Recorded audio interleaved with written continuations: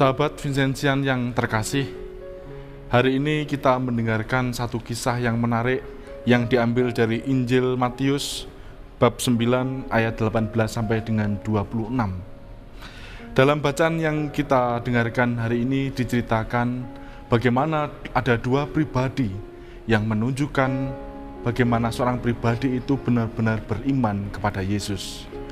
Diceritakan bahwa ketika Yesus sedang bersama dengan para muridnya, datanglah seorang kepala rumah ibadat yang meminta bantuan kepada Yesus karena anaknya telah mati. Yang kedua adalah seorang perempuan yang sedang mengalami penderitaan karena sakit pendarahan yang bertahun-tahun, yang datang kepada Yesus.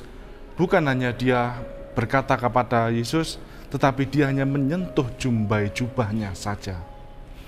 Para saudara yang terkasih, dua pribadi dalam bacaan yang kita dengarkan hari ini menunjukkan suatu tindakan iman yang sangat dipuji oleh Tuhan Yesus.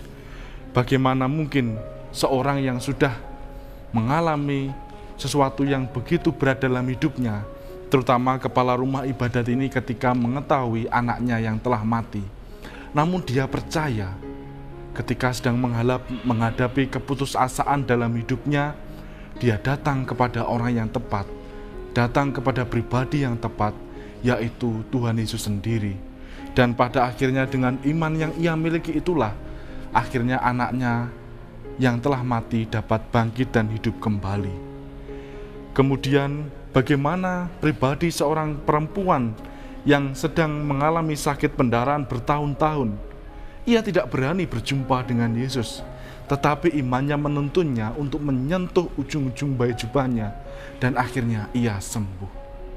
Para saudara yang terkasih, bacaan hari ini mengajak kita bagaimana kita menjadi pribadi yang sungguh-sungguh beriman kepada Yesus.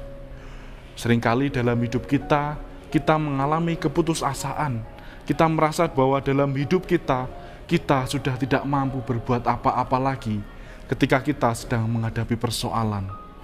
Tetapi belajar dari peristiwa dalam bacaan Injil hari ini, belajar dari kedua pribadi hari ini, kita mau belajar bagaimana ketika kita berada dalam sebuah persoalan, ketika kita berada dalam sebuah keputusasaan, tetapi kita perlu memiliki iman yang teguh. Iman itulah yang akan memberikan kita jawaban. Bahkan di saat detik-detik terakhir kita tidak dapat berusaha lagi, tetapi ingat bahwa di situ ada Tuhan. Tuhan senantiasa ada dalam hidup kita. Tetapi yang kita perlukan adalah iman. Iman yang percaya kepada Tuhan.